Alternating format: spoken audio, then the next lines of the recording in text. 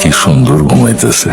আজকে বকা দিছি বলে রাগ করছস না রে মা? আমি না তোর বকাও দিতে চাই নাই, তোর গায়ে হাতও তুলতে চাই নাই, কিন্তু কি করুম কর, তুই এমন একটা অন্যায় কাজ করছস যে তোর শাসন না করে পারি নাই। মারে তুই কি কোনো দিন তোর বাপের ভালোবাসাটা বুঝবি না? জানোস না তোরে ছাড়া আমার জীবনে কিচ্ছু নাই। আমার মেয়েটা পাশের গ্রামের একটা ছেলের সাথে পালাই গেছে মির্জা সাহেব, আপনি আমার মেয়েটাকে উদ্ধার করার ব্যবস্থা করেন। তোমার মতো বাপ বাইসে থাকতে তোমার মেয়ে পলাই কেন? মায়ের সামনে রাখতে পারো না? তোমার মতো বাপের আগে বিচার হওয়া উচিত। মাইয়া যে প্রেম করে একটা টের পাওয়ার পরে মায়ের ঘর বন্দি করে রাখতে পারো নাই? তোমার জ্ঞান বুদ্ধি জীবনে হইব না। কেমনে এখন যাও তো, তোমার প্রোটাম পরে দেখবো, যাও বুঝতে খুলে কও। আমগো মামুনি ওই নয়ের নামের পোলাটার লগে পালাই গেছে। মাস্টার পোলার এত সাহস, আমার মেয়েরে বাগায় নিয়ে গেছে। যেখান থেকে পারো যেমনি পারো আমার মেয়ের উদ্ধার করে নিয়ে আয়, চারিদিকে লোকজন লাগাই দে। আরে মাস্টার তোর লগে আমি আমার বোঝাপড়া হইব। দিল্লু এই মাস্টার সাহেব, সারা গ্রামের পোলাপেন্ডে জ্ঞান দেন, নিজের পোলারে জ্ঞান দিতে পারেন নাই? কত বড় সাহস, মির্জা সাহেবের মেয়ের সাথে প্রেম করে। এখন বুঝবেন ঠেলা মির্জা সাহেব কি জিনিস। কি দেখো, খুব তো বলছিলা আমার বাপের কাছে আমাকে নিয়ে পালায় যাবা, এখন কি করতেছো? এখন আমার বাসায় এসে বসে আছো।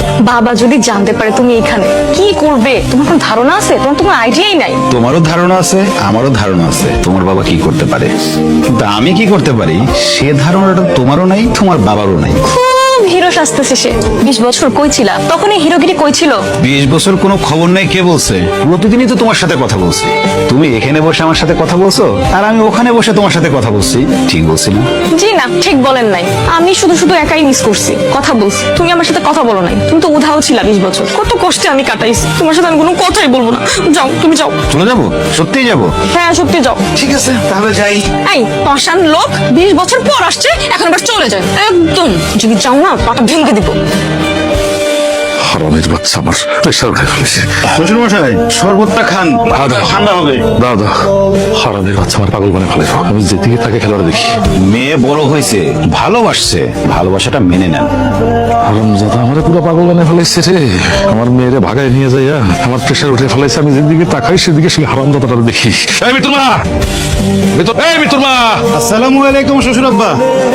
তাড়াতাড়ি এক গ্লাস পানি দাও। আমি যেদিকে তাকাই শুধু হারামজাদাটা দেখি। আমি মাস্টার 2 ঘন্টা ঠামা দিয়ে আসছি। হ্যালো মির্জা সাহেব, আপনি ভুল দেখেন নাই। আমি আপনার বাড়িতেই আপনার মেয়েরে নিয়ে লুকাইছিলাম। শরবতটা আমি আপনারে দিছি, শরবতটা টেবিলে রাখা আছে। তবে এখন বের হয়ে আসছি, আমরা ঢাকা যাচ্ছি। ঢাকা অনেক বড় শহর, তার লোকজন নিয়ে আসেন, দেখি কি করতে পারেন। খবরদার আমার মেয়ের নিয়ে কোথাও যাবি না তুই। জিল্লু চুপ, একদম চুপ, একদম কথা বলবো না। মেয়ে তার প্রেমিকের নিয়ে বাসার ভিতরে বসে আছে, খবর তুমি আমার দিতে পারো নাই। খবর রাখতে পারো তুমি। তোমার মতো ব্যক্তির সাথে সংসার করছি না, আমার এই অবস্থা।